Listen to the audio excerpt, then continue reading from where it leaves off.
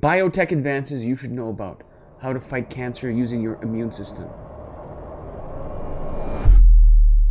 All the sorts of things that we had thought we would see with the design, we're seeing in the patients. So we're seeing evidence, that basically very shortly after giving the injection, it's clear that those CD8 T cells are ramping up, the natural killer cells are ramping up, even if they started low.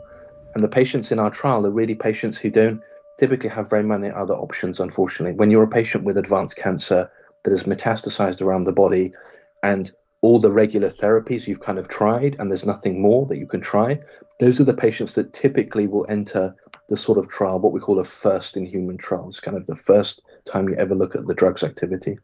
And what we're seeing there remarkably is we have already seen a number of patients who've had responses to MDNA11. We've seen patients who've had dramatic shrinkage of their tumors.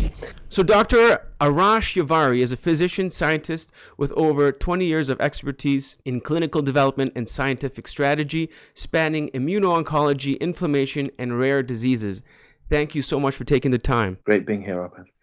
First, I'd like the audience and myself to get caught up with some basic concepts. So what is immunotherapy? Immunotherapy is a relatively new form of treatment that has been developed for cancer. What it does is it harnesses the body's own immune system. So these are typically a type of white cell called a lymphocyte, whose job is to find, hunt, kill, and destroy small tumors in the body. That's what they're actually designed to do. So immunotherapies co-opt those cells and actually facilitate their action. So in other words, enabling your body to be able to clear the tumor itself. Now, these immune cells have to kind of talk to each other, right? They have to send out messengers that allow them to talk to each other, to be able to message, for example, that you need to be activated, to be switched on, to be producing things that allow them to kill things like cancer cells. Those T lymphocytes need to be able to identify those abnormal cancer cells and destroy them.